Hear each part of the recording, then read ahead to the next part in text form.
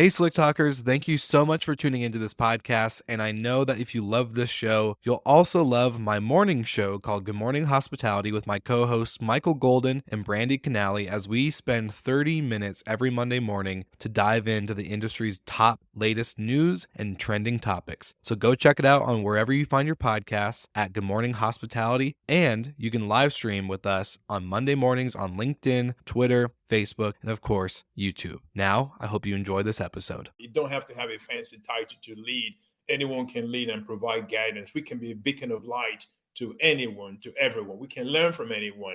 And I love that. I think your story and mine are very similar in many ways. I mean, I never gave up on myself, and you never give up on yourself. We had dark moments. We had times when we wondered, is it even worth it? What is all this about? Why am I here? Why am I going through this? Moments where you do some serious soul searching, some introspection, and you feel like you've reached your breaking point. We're bent, but we never broke. We never gave up on ourselves. We knew that somehow something was going to happen for us. There was going to be a why. We're just going to stick with it and keep pushing and fighting and pushing and fighting, one day at a time. And here we are, still standing all these years, still standing all these years. So ultimately, we have to believe in ourselves.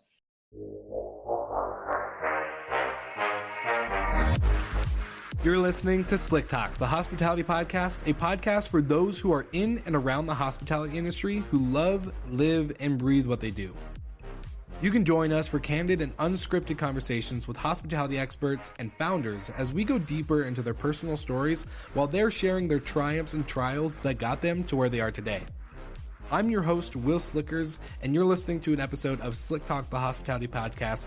Now, let's begin.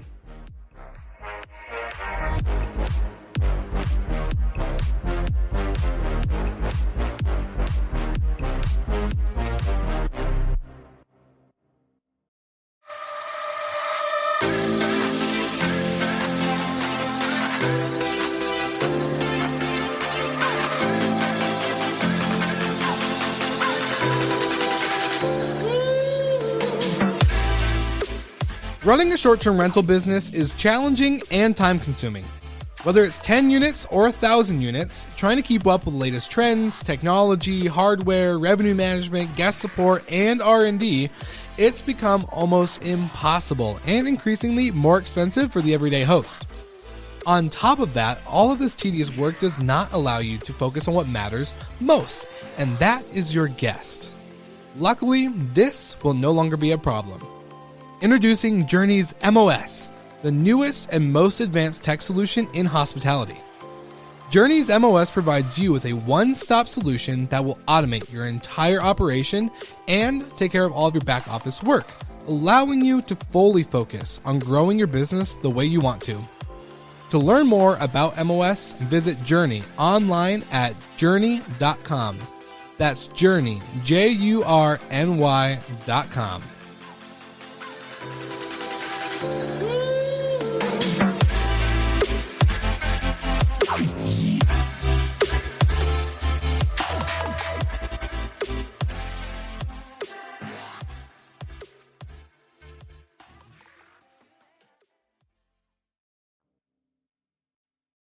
All right, everybody, welcome back to another episode of Slick Talk, the hospitality podcast. And as the intro states, we're interviewing experts and founders in the industry that love, live, and breathe what they do. And Dr. Jeffrey, you are the man that loves, breathes, and lives hospitality, just from getting to interact with you on LinkedIn, have a pre-chat before the show, and just getting to know you a little bit better. So Dr. Jeffrey, welcome to the podcast. How are you doing today? Well, I'm doing absolutely terrific. I appreciate the honor of being invited to your show. You run a great show. I'm a big fan of what you're doing with your group, not just your show, but also your company as well, hospitality.fm. So thanks for having me on, and it's a pleasure. Of course. Well, I think it's the best time to discover who your story and who you are from your background. And so for all the listeners out there, can you just jump right in for us on where did your journey begin? How did you because you've got a pretty extensive career from hotel executive to your institute now that you have for hospitality. So let's go into the beginning, the origin story, and then lead up to where where you are today? Absolutely. I started out working at the front desk in a property in Baltimore, Maryland. It was a Marriott hotel, actually, located on Pratt Street, right in the middle of downtown Baltimore. And my first job, like I mentioned, was as a front desk agent. I absolutely loved it. I didn't have any ideas, any preconceived notions about the hospitality industry. I was simply looking for a job, and I walked into this building and interviewed. They had positions open, and I thought, I could probably do the front desk. It doesn't look like it's going to be very difficult. And I saw, I applied, and they called me a couple of days later, and I had an interview with the HR folks, and they hired me, and that was the beginning of my journey. And so I worked as a front desk agent for a while, then eventually got promoted to supervisor, night audit manager, and eventually became my front desk manager.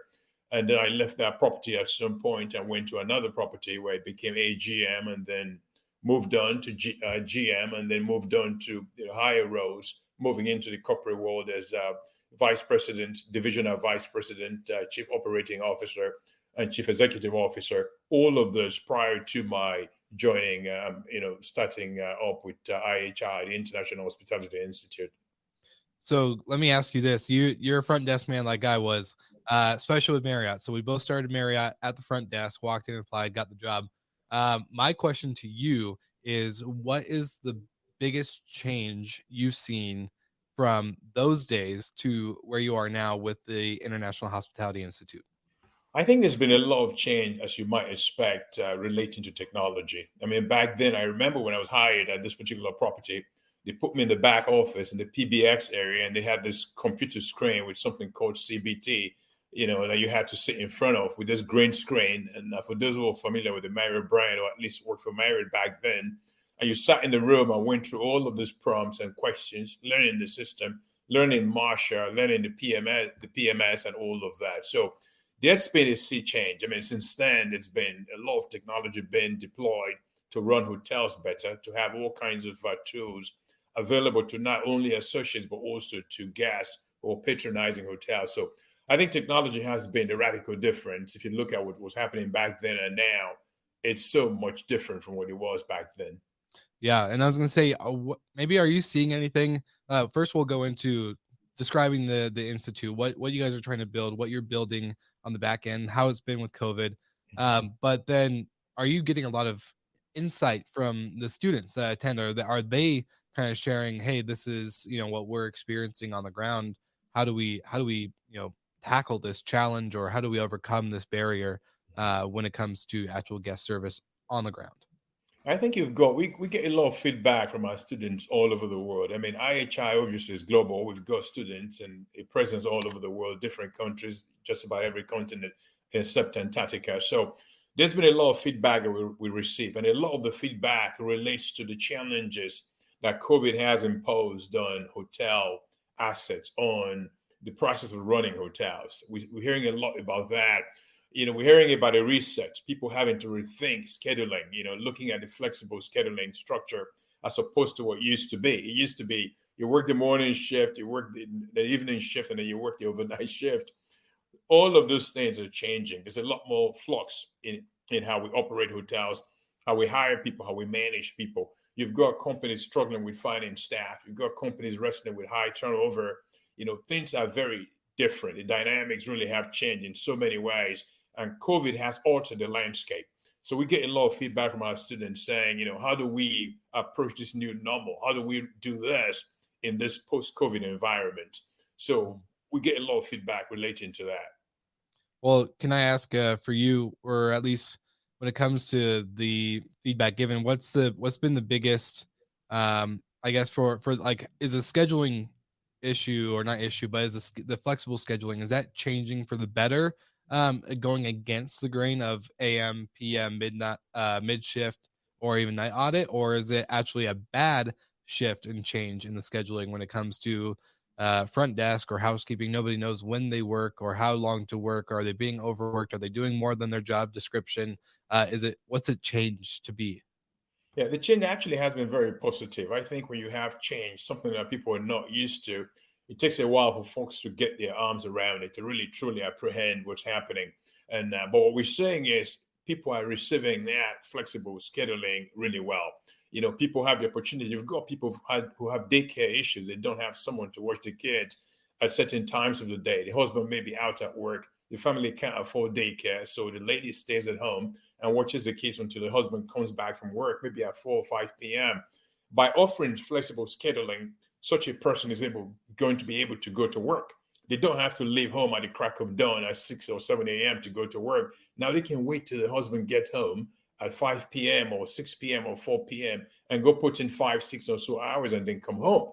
So I think it's a good thing. It's a very good thing. I think that we're a little bit resistant or hesitant as an industry to embrace some of this until COVID sort of altered things for us. But It's been really great. And most of my friends, I've got friends who are CEOs and who hold senior level positions in our industry, and they're embracing it. And that's the thing I like to point out. Our industry has been remarkably receptive to the feedback that we have received post-COVID, or even during even at the beginning of COVID. So we've not been tone deaf. We've not ignored the realities of the marketplace. People are responding. A lot of companies are responding. They're more flexible with hiring. They're more flexible with training. They're more flexible with all kinds of things, with scheduling. So I think the hospitality industry as a whole has been receptive and is continuing to receive the feedback that's been provided by folks who are dealing with the COVID disruption to our daily lives. Yeah, it's crazy to see the change from 2019 to now with that change and flexibility, because I remember working for an owner specifically who said we're never going to change the way we operate. We are reliant on OTAs. We are willing to pay $800,000 in revenue to Booking.com or whatever OTA. We don't care. Like, no one's going to change it. Supply and demand. This is how it is. And now 2022, here we are. And you're saying CEOs and founders and executives are not listening to this feedback and having it fall on deaf ears, but really to apply it, which is a big, big difference. Because now I remember those days very clearly when I heard those words of things. This is how we've operated the last 20 years. This is how it's going to be. And this is how nothing's going to disrupt this to now. So it's quite fascinating. But I also want to ask you a question, because you go from front desk to AGM to GM to executive the CEO, and now you're a founder. And I guess for going into the shift and the transition and talking about change, what was the idea behind the Institute, and what made you want to take that leap and shift away from the executive side of things? Yeah, that's a great question. I'm glad you mentioned that. I worked for most of my working life in operations, like you mentioned, running multiple properties, as CEO, COO, divisional vice president and all of that, doing a ton of traveling, interacting with people from all walks of life. And I truly, truly enjoy that. But I sort of reached a point in my life where I wanted to do something different. I wanted to be able to contribute a little bit more. It's about legacy building for me. It's not just about making a living. I think we often think about making a living, and we don't often think about the impact we're going to make on the lives of people around us.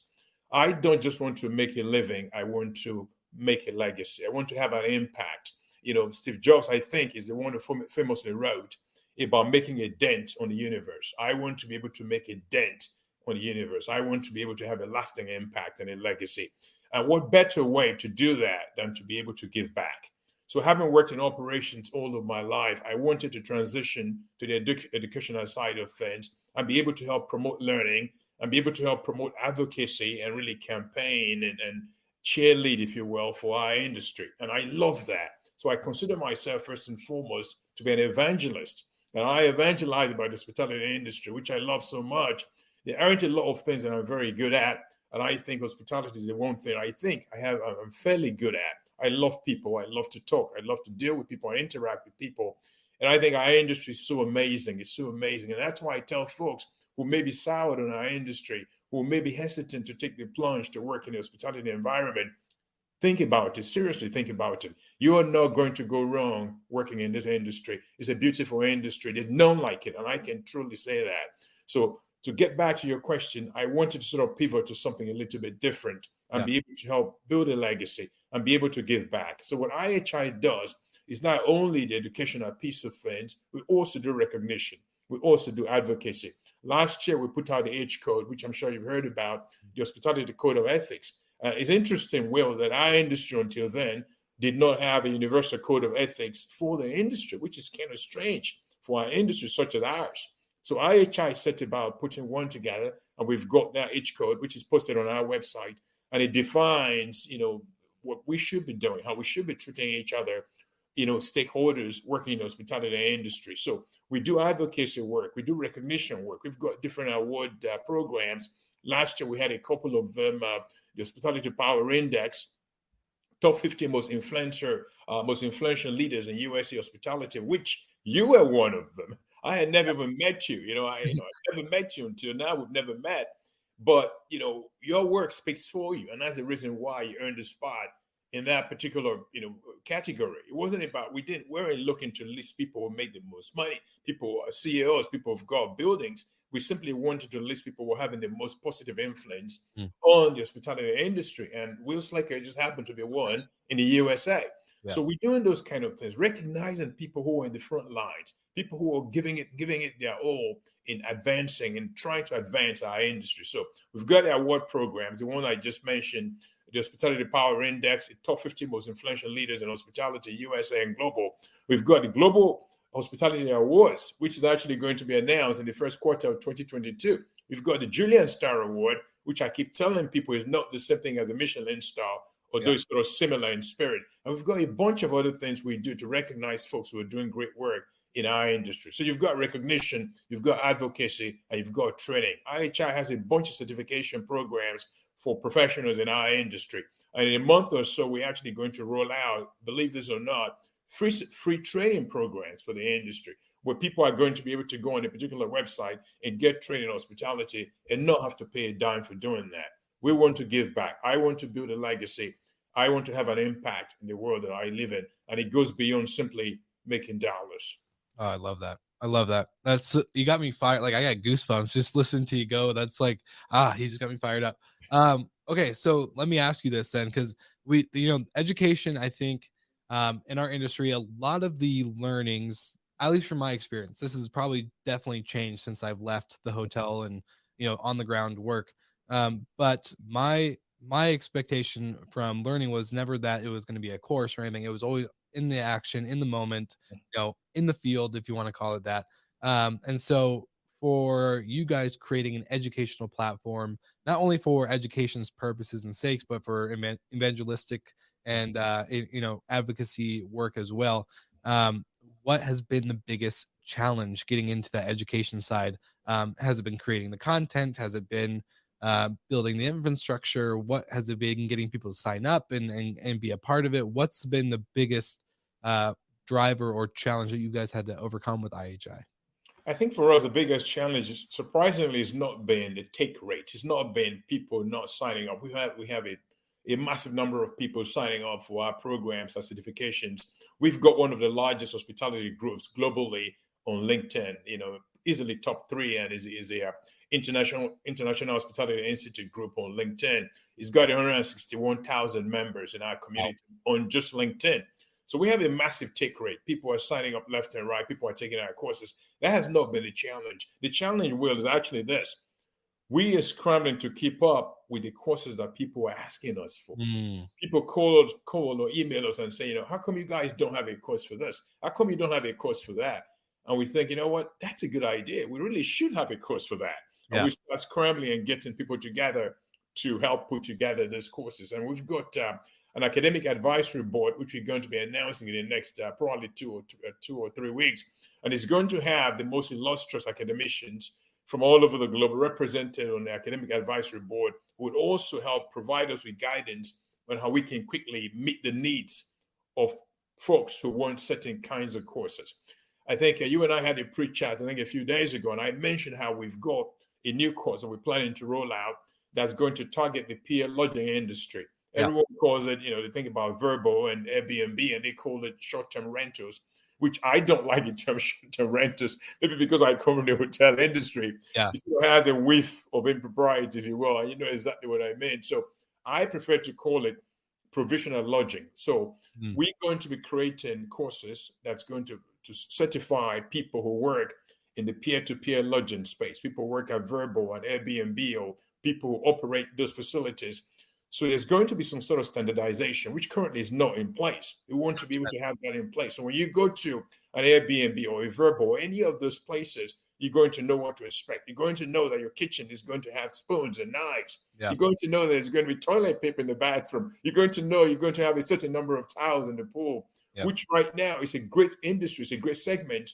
But I think everyone in it would admit that there hasn't been a lot of standardization. And you go into one place, you don't quite know what you're going to get. And the reason why brands like McDonald's have been so successful widely, it's because you know what you're going to get. If you get a Big Mac in Kentucky, and then you go to Idaho to get a Big Mac, it's going to be a Big Mac. It's not going to taste any different. It's going to be the same. And we think people want to have a sort of semblance of that when they go to provisional lodging facilities. So to answer your question, once again, in a nutshell, the challenge we face is being able to keep up with the different courses that people are asking us to create. Yeah, no, 100%. And I just want to touch on that professionalization side a little bit because, that is the biggest challenge a lot of people that I talk to in the vacation rental world is that they always go, well, standardization is important. We have one side that's very heavy on standardization, getting very down to the detail of keeping consistency. But then you have those who are saying that it's impacting their creative flow. It's an impacting the property's character and this and that. And granted, like I'm all about create. Like I've seen some amazing creative properties from Star Wars houses to Jurassic Park themes, like all this other stuff. But the one thing that they do, what makes the creativity stick out more than anything is the standardization of linen, amenities, and keeping that quality up at that level rather than just putting it together. And as you know, probably creating content when it comes to educational content, there's a difference in quality versus quantity. If you're just trying to push out content and courses, the quality, I just, never know, it won't be consistent. It won't be through and through the same versus if you're just focusing on quality, then you have to slow down on the quantity a little bit. So it kind of comes back down to that. And so I'm kind of curious for you, creating these courses, listening to the feedback from your students, what are you guys really focusing on? Are you focused on the quantity of the courses that you have to produce for the students, or is it more of the quality in order to really benefit the listener or the student inside the course? Great question, Will. Our focus is quality. We want to put out courses that absolutely make sense, that are going to resonate with people who are taking them, who are going to say, you know what, this is enhancing what I am doing as a hospitality professional. This is adding value. We don't want to go for the mass approach and you simply put out a ton of stuff and say, here you go. It should not be a dump of just dumping all kinds of information out there. So we make sure that every course that's put out there it's got value. It makes sense. It's well thought of. It's well put together. It's well structured. All of that is very important to us. If we're not doing that, then the learning outcomes that we expect, we're not going to get them. So it's very important to make sure that the courses are well written. So certainly it's quality over quantity. We'd rather not have enough, but what we have is very good than to have too much. And what we have is just absolutely dreadful. And I remember reading a quote by a famous English writer, Dr. Johnson, and who's probably one of the most prolific and really amazing users of the English language, who was, because he's late now, Johnson. And I remember a story about a writer who came to Johnson and said, hey, can you review my work? And Johnson said to this particular writer, your work is good and is original. And the writer said, so why won't you help me publish it?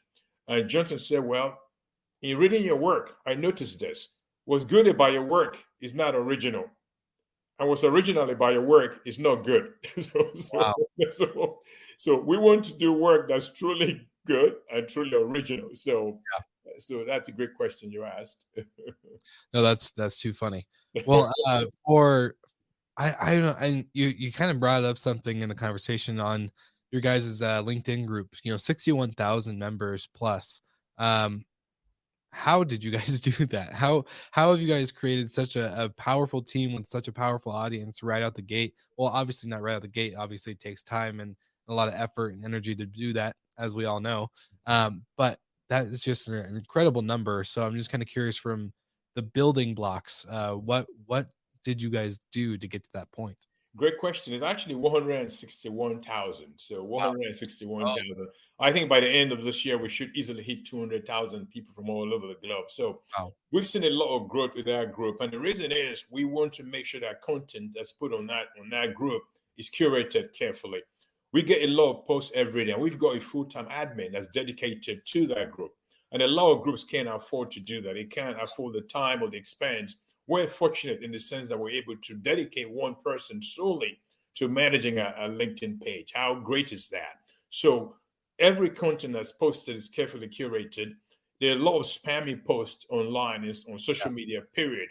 So we've got a gatekeeper whose job is to go in and filter through this post and make sure that posts that are not adding value don't get approved. And Mm. every post on the International Hospitality Institute's group on LinkedIn has to be approved. You don't just post and it's automatic. Every post has to be approved.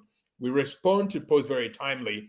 So we make sure that on a daily basis, at least 2 or 3 times a day, someone is going in and reviewing posts and approving them or not approving them. So Yeah. that's key. You have to be adding value. No one wants to read a page, be part of a group that's full of spam. No one wants that. People want to feel that the content that they're reading is adding value to their lives because time is very important. If you're going to sit there reading through 50 ads and 50 spammy posts, you're not going to come back. And that's why the group is seeing such massive growth on LinkedIn. In fact, a couple of days ago, we received a message from LinkedIn saying that our group has been selected for something called the Inner Circle Oh, Group wow. Program.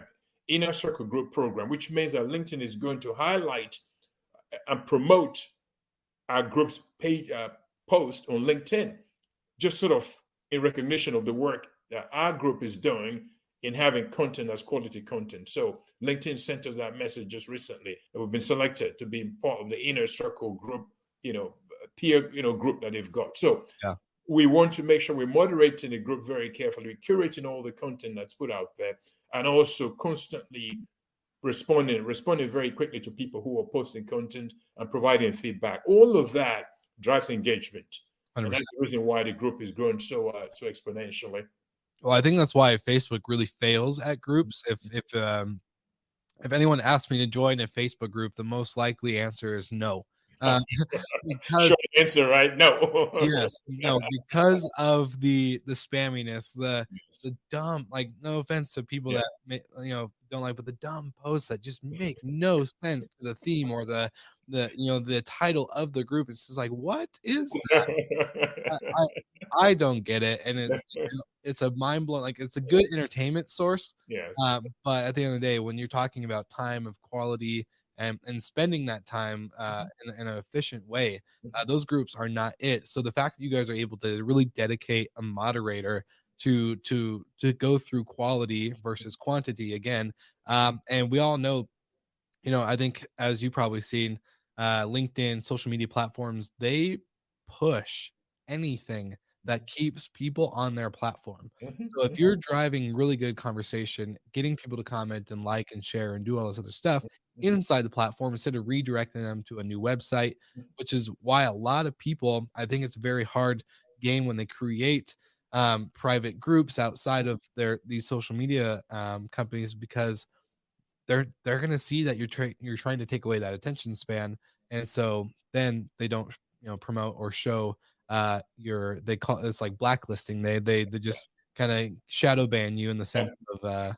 content and promotion and viewership. So you guys are definitely doing it right, using that to your advantage mhm, when it comes to the platform itself, because the longer you can keep people there. Besides, LinkedIn's a way better quality mhm, platform if you're asking me, just from a professional standpoint. I'm glad it's no longer just a resume, mhm. a virtual resume. It's definitely more of a, I like the B2B influencership it has. Mhm, It pushes people to be transparent. It pushes people to really think about what they're posting, and when it comes to bringing value to that. So I think it's a good choice for you to grow a group on that platform instead of Facebook. I've said this on Slick Talk many times before, and as time goes on, it becomes more and more true.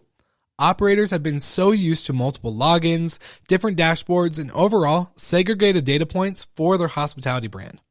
I'm proud to say this is no longer going to be the case for the industry. As a podcast partner, Journey MOS is made for operators by operators. One dashboard, one solution to keep your business in shape and ahead of the competition. If you think this is too good to be true, then you need to go to journey.com. That is JURNY.com to learn how Journey MOS can get you ahead of the big players in your market. And now, back to the episode.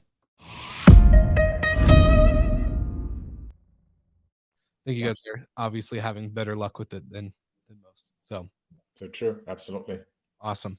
Well, okay, let's go into a couple more things just before we wrap up the episode. But I really want to know, just you talk about legacy, and I think this is not something we cover much on the podcast. We talk about, where did you start? How did you get to where you are? All this other stuff. What's the legacy that you want to leave behind outside of making an impact on some people's lives? What's that driver for you? Is there a certain person or an experience in your life that just made you really want to shift that direction? I love your question. It's just absolutely brilliant. Two things, two quotes immediately come to mind for me. They happen to be the two quotes that drive my actions more than anything else. And these are from two great American leaders. And one of them is Martin Luther King Jr. And he said, the most persistent and urgent question of our time is this: what are you doing for others? The most persistent and urgent question of our time is, what are you doing for others? That quote resonates so well with me. I mean, it just gives me chills each time I think about it. And the second quote is by an American educator who's late now, Horace Mann. Horace Mann famously wrote, "You should be ashamed to die unless you've done something good for humanity." Mm. And his actual quote was, "You should be ashamed to die unless you scored some victory for humanity," which is really the same thing. Mm-hmm. And that hits me, that you should be ashamed to die unless you've won some victory for humanity. You should be ashamed to die. Yeah. I mean, just think about that. So it's all about legacy. It's all about giving back. It's all about having a positive impact. And giving back and having a positive impact is not about giving someone money. Mm-hmm. It's not about building someone a house or buying them a car. It's simply about being a helping hand, a kind voice, someone who says, "Great job," someone who says, "Thank you," someone who says, "Will, you look great. I love that hairstyle. I love that shirt. Will, thank you for the impact you're having." Yeah. Will, you inspire me. I think your postings on social media inspire me. I read one that you posted yesterday where you talked about dancing and wanting to find time to dance, to do something that you love to do. But you're so busy with work, at times you feel guilty when you have to take time out to do something that you love to do. And that really struck me. So you inspired me. And these are the kind of things that I talk about when it comes to making an impact on others and living a legacy. You don't have to build a house for someone. You don't have to buy them a car to leave a legacy. You don't have to write a book that's a bestseller. Mm-hmm. A kind word, a smile, a positive, some positive comments, an inspirational post on social media. Anything can uplift other people. Mm-hmm. That's what I want to be remembered for, as someone who cared about other people, who had great compassion, who wanted to make a difference in his own little way, who wanted to make a dent in the universe, who wanted to give back in a country that's been so kind to him, who wants to be able to give back in a world where we all brothers and sisters who wants to be able to give back. And that essentially is my mission. Is that what kind of instilled this in you, was that you came to this country and you just were overwhelmed with welcome, or what's I want to get to the core of this for you. Like who gave back to you in the beginning that you're paying it forward? I've had so many wonderful mentors, but I love what you said about beginnings. And not a lot of people know this. When I came to the US many years ago, I was actually homeless. This is something I don't talk about very often. I lived in a park. So I found myself living in a park. I had no money. I was broke. I had no place to stay. And I lived in a park in Washington, D.C., trying to get my foot, get myself together, get my feet on the ground. It's a long story. You don't have enough time on your show to cover all of that. But I have known about humble beginnings. I've known about wretched beginnings. I've known about suffering and pain and deprivation and not having. And I'm in a country that's been incredibly kind to me, that's given me vast opportunities to improve myself and be a sort of light to a few people, and also given me the opportunity to learn from so many other people. And how could I not be grateful? How could I not be grateful? How could I not want to give back? How could I not want to contribute? So I've been incredibly blessed. And like I said, it's a long story and you don't have enough time on your show. But maybe another day, you and I will sit down and talk in depth about that. And but I suspect that you're running out of time already. No, you honestly, like one of my rules is that I don't limit the podcast due to time because of time. Yeah. And you actually really struck a chord with me. Like I'm almost in tears. That is a beautiful, you know, thank you for sharing that. Just because, I don't know. I struggle with how do we balance, not going on a long tangent. Then how do you do this? But when I was 17, I was homeless as well. So like just hearing your Goodness, I story, didn't know that. yeah. So just Wow. hearing yours, like coming to this country with nothing and just really just building the life that you have, Mhm. um, it really strikes a chord in like an emotional level with me. So I don't care if we have hours or minutes to share. I Love just want that. to say thank you for sharing that. Yeah, no, it definitely strikes a personal chord. So I just got to say, you've done incredible work and you're inspiring to me as well. You kind of popped out of the woodwork when it came to COVID-19 and being on LinkedIn. I just kind of saw your name pop up out of nowhere. IHI started showing up, and then that list of the 50 top influential people in hospitality showed up, and then from all these moments building up to now, it's just been really incredible to see uh, the I don't know. I just am very blessed and honored that you were on the podcast to share your story, and it's really cool to see how it's all kind of worked out and the little things that have happened along the way. You're Uh, very kind. You're very kind, Will. You're very kind. The work you're doing is important. You're making a difference in so many ways. You're inspiring people, and you're leading. And ultimately, that's what it's all about. You don't have to have a fancy title to lead. Anyone can lead and provide guidance. We can be a beacon of light to anyone, to everyone. We can learn from anyone. And I love that. I think your story and mine are very similar in many ways. I mean, I never gave up on myself, and you never give up on yourself. We had dark moments. We had times when we wondered, is it even worth it? What is all this about? Why am I here? Why am I going through this? Moments where you do some serious soul searching, some introspection, and you feel like you've reached your breaking point. We were bent, but we never broke. We never gave up on ourselves. We knew that somehow something was going to happen for us. There was going to be a way. We're just going to stick with it and keep pushing and fighting and pushing and fighting one day at a time. And here we are, still standing all these years, still standing all these years. So ultimately, we have to believe in ourselves. We have to believe that we have a value, we have a mission on this planet, and we are not going anywhere until our mission is done. Mm. So as long as we have that sense of mission, we're going to keep fighting. We are not going anywhere until our mission is done. We've got a mission, and we're going to keep fighting and fighting and every day. And that's what you do so brilliantly. And that's why you've been so incredibly successful at what you do. You run easily 2 or 3 companies, and you find time to do what you do, on this podcast. And you also find time to dance, which I think is so cool. I think Well, it's so cool from a guy who can't dance. well, maybe I'll have to get out to Dallas and we'll go Oh, to absolutely. go out to a dance bar or something. That'd be fun. Uh, Absolutely.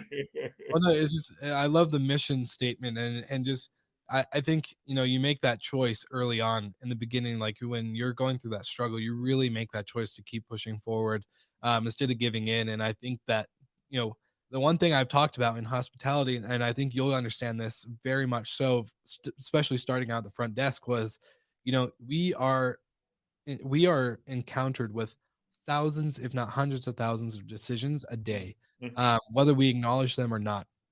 When you see a guest walks up to a front desk and they're having maybe they had a long flight, their flight got delayed, they're irritable, they're angry, they're asking, they're getting mad at you for asking them a bunch of questions about their reservation and all this other stuff. But you can make a decision to make a comment off script. Mr. Dr. Jeffrey, this or not Mr. Dr. Jeffrey, I realized like, hey, you're having a probably rough time here. I see you're a Marriott member with us. Here's a drink voucher. Just go. I'll take your bags up to the room. Go enjoy a drink or a coffee on me. I just want you to relax and to have a good experience with us. Simple little decisions that we make in our life have such a great impact, and like you're saying, in people's lives, in your life, in the direction that you go. So it really just shows that you make choices so many times that we don't think about how they got us. That choice back when I was 17, or that choice right when you first got to this country, was to move, to keep moving, to keep going, to not stop, and to believe in something bigger than you. So yeah, no, it's really incredible. And to have your story on the podcast and to have this conversation, this, like, a lot of people ask, most of the time, I've been doing the podcast almost 4 years in March, and they say, why are you doing it for so long? Like, most people don't do podcasts that much. They do a couple of seasons or whatever, but it's over, right?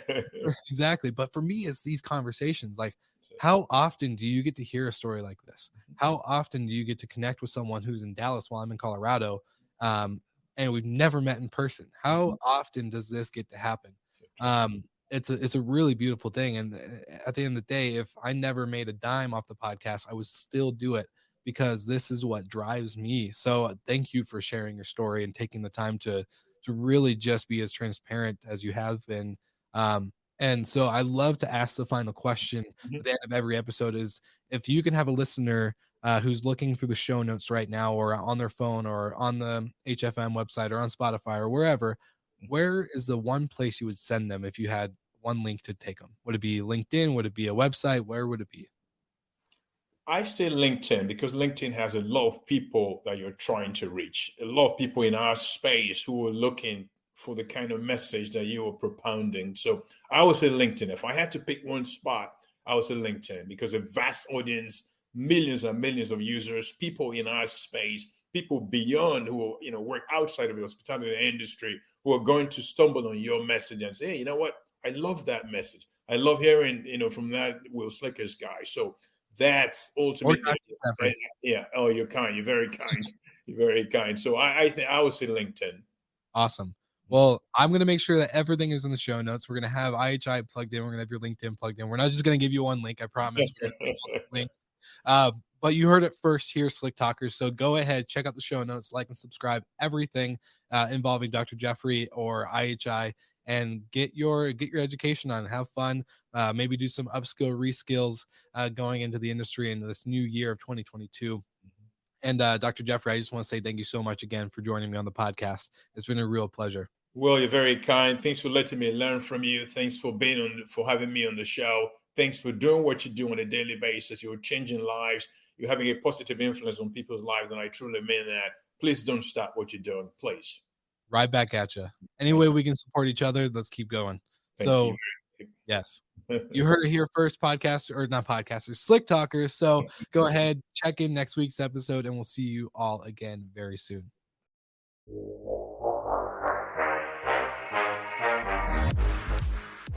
Thank you so much for listening, and thank you to our show partners for making Slick Talk, the hospitality podcast, possible. We hope you enjoyed the show, and we would love to connect with you outside of the podcast. So you can follow us on all of our social media channels for daily hospitality content, or find us on slicktalkthepodcast.com. And don't forget to rate, review, and subscribe so you never miss an episode.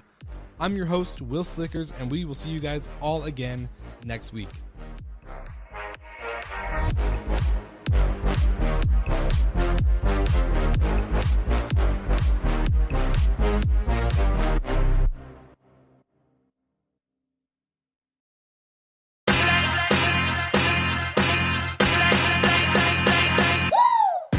What's up, everybody? If you've gotten this far into the episode of Slick Talk, the Hospitality Podcast, then you are amazing, and thank you so much for tuning in.